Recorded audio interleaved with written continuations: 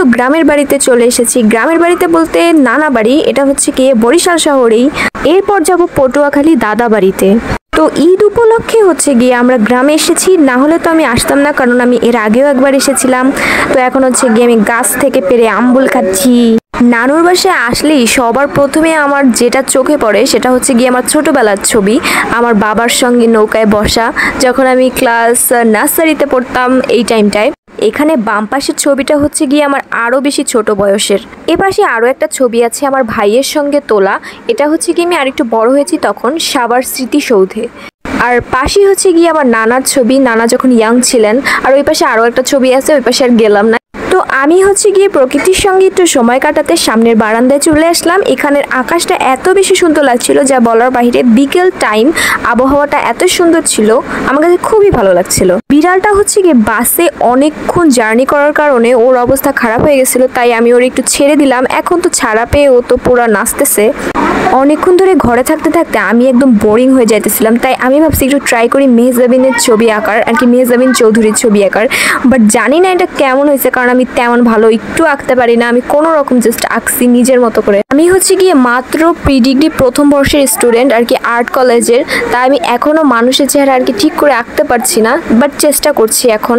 তো বিকেলের এই সুন্দর আবহাওয়ায় জানালার পাশে বসে বসে ছবি আঁকার মজাই আলাদা। সন্ধে হওয়ার আগ মুহূর্তে আমি আর আমার এক খালাতো বোন মিলে এই জায়গাটা আসলাম, যে এই জায়গাটা সুন্দর করে বালি ছড়িয়ে দিয়েছে। আর আমি তো কখনো কুয়াকাটায় যাইনি, তাই কুয়াকাটার একটা ভালো ফিল পাইতেছিলাম এই জায়গায়। আকাশটা ছিল মেঘাচ্ছন্ন, তাই আরো বেশি সুন্দর লাগতেছিল। এইটার সাথে ভয়েস অ্যাড হইবে গাইস, দেখুন আকাশটা খুব সুন্দর লাগছে। আকাশে আগুন লাগছে।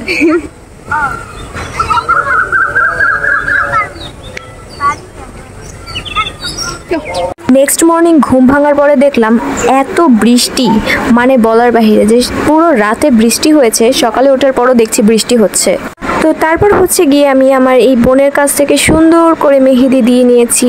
আর বিকেলবেলা চলে এসেছি চৌরাস্তার মোড় ফুচকা খেতে। কিন্তু যে জোরে বৃষ্টি শুরু হলো, আমরা ঠিক মতো ফুচকা খেতে পারলাম না। দেন সন্ধ্যাবেলায় বাসায় এসে একটু লুডো খেলতেছিলাম, কিন্তু সবারই কপাল পোড়া, খালি হচ্ছে পোট পড়ে। এই যে এই দেখেন। নেক্সট মর্নিং সকাল সকাল ঘুম থেকে উঠলাম, কারণ এখন হচ্ছে যাব আমার দাদা বাড়িতে পটুয়াখালীতে। তো এখানে হচ্ছে গিয়ে বাসে বসে আমি আমার বিড়ালটাকে আটকে রাখছি ঝুড়ির ভিতরে। ও বের হওয়ার খুব চেষ্টা করতেছিল, কিন্তু বের হতে দেওয়া যাবে না।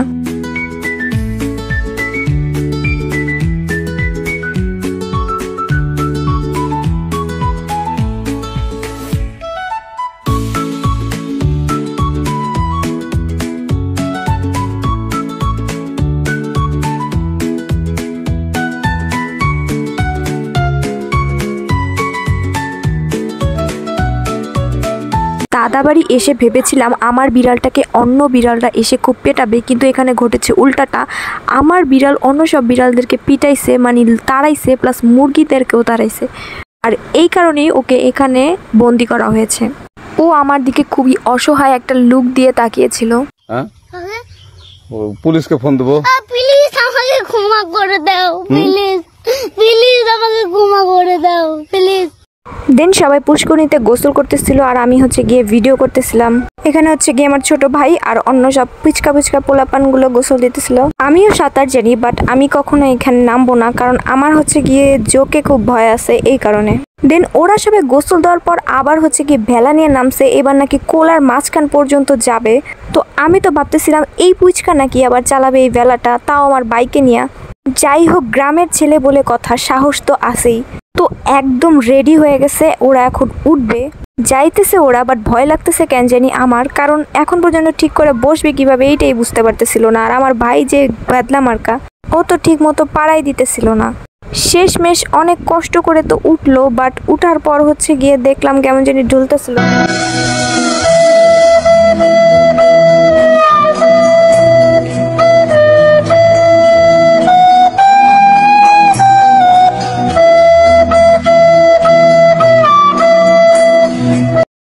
বিকালে হচ্ছে গিয়ে একটু বাইরে ঘুরতে বের হলাম, আর এত সুন্দর দৃশ্য দেখে আমি ভিডিও না করে পারলামই না।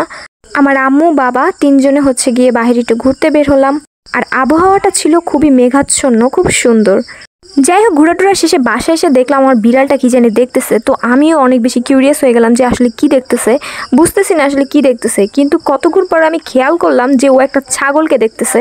মানে ওই ছাগলটাকে ও খুবই অবাক দৃষ্টিতে দেখতেছিল। তো আমার দিকে ওকে মনোযোগ দেওয়ার জন্য অনেক চেষ্টা করছিলাম, বাট ওই ছাগলটার দিকে তাকাইছিল। তো যাই হোক, এখন হচ্ছে গিয়ে আমার কুরবানির দিনের অপেক্ষা। কুরবানি কবে আসবে, কুরবানি কবে আসবে। তো ভিডিওটাকে আমি বেশি বড় বানাবো না, একেবারে কুরবানির দিন সকালে ঘুম থেকে উঠবো। সরি, বাট কুরবানি হচ্ছে গিয়ে এখনো 3 দিন পরে। তো কুরবানির দিন সকাল 6টা বাজে ঘুম থেকে উঠে গেলাম। আর বারান্দায় এসে আমি আমার ছাগলটাকে খুব খেয়াল করে দেখতেছিলাম, কারণ ও তো আর কতক্ষণ পরে ডেড হয়ে যাবে। তারপর হচ্ছে গিয়ে আমি ফিরনি খাচ্ছি সকাল সকাল ঘুম থেকে উঠেই।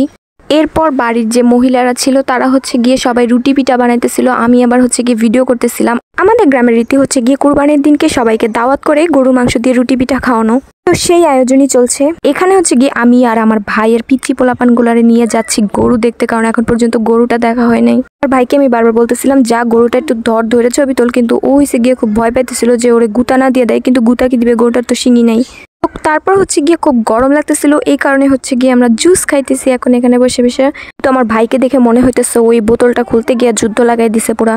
দেন হচ্ছে গিয়ে আমরা নদীর পাড়ে নেমেছি, আর নদীর পাড়ে একটু হাঁটতেছিলাম সবাই মিলে একসাথে। কিন্তু এখানে এত রৌদ্র ছিল যে বেশিক্ষণ থাকা যাইতেছিল না। দেন বাসায় চলে আসছি, বাসায় এসে দেখতেছি যে এখনো এই রুটি পিঠার কাজ চলতেছে, মানে বানানো শেষ হয়নি, এত বানাইতেছে। দেন হচ্ছে গিয়ে আমি চুলার পাড়ে গেলাম, আর চুলার পাড়ে গিয়ে দেখলাম যে এখানে রুটি ভাজতেছে। তো আপনারা হচ্ছে গিয়ে এরকম রুটি ভাজা দেখে প্লিজ আশ্চর্য হবেন না বা ভয় পেয়ে যাবেন না, কারণ এখানকার নিয়মই হচ্ছে গিয়ে এভাবে রুটি ভাজা। মানে রুটি ফুললি একটা দুই পাশে দুইটা খুন্তি দিয়ে চাপ দিয়ে রুটিটাকে এভাবে ভজকে দিবে, কারণ এটাইতে বোঝা যায় কার রুটিটা ফুলছে আর কারটা ফুলে নাই, এটা হচ্ছে তাদের গুণ। বিকেল হয়ে গেছে, বিকেলবেলা হচ্ছে গিয়ে আমি আবারও নদীর পাড়ে আসছি। নদীর পাড়টা এত সুন্দর যে এখান থেকে যেতে ইচ্ছে করে না। দুপুর টাইম ভালোই লাগতেছিল। দেন এখানে রাত হয়ে গেছে আর অনেক মানুষজন আসতেছিল, আর এখানে অনেক পিচ্চি পোলাপান আমার সাথে আছে। দেন হচ্ছে গিয়ে আমি 4টা ভিডিও করছি। 4টা আমি নিজের চোখে যতটা সুন্দর দেখতেছি এখানে ততটাই বাজে দেখানো যাইতেছে। মনে হচ্ছে কেউ লাইট জ্বালায় রাখছে। এখানে সবাই এসেছে আর সবার দাওয়াত খাওয়া হয়েও গেছে, সবাই চলেও গেছে, আর আমি সবশেষে ভিডিও করতে নিছি। আর আমার বিড়ালটা হচ্ছে গিয়ে শান্তি মতো খেয়ে এখানে বসে আছে। ওর আজকে ভরপুরই খাওয়া হয়েছে, তাই এখন আরাম করতেছে। তো যাই হোক, ভিডিওটা আজকে এখানেই শেষ করব, কারণ খুব রাত হয়ে গেছে আর আমি খুব ক্লান্ত। মাথার উপরে ফ্যান চলতেছে, খুব ঠান্ডা ঠান্ডা। এবার আমি ঘুমিয়ে যাব আরাম করে। সো বাই বাই, দেখা হবে নেক্সট ভিডিওতে।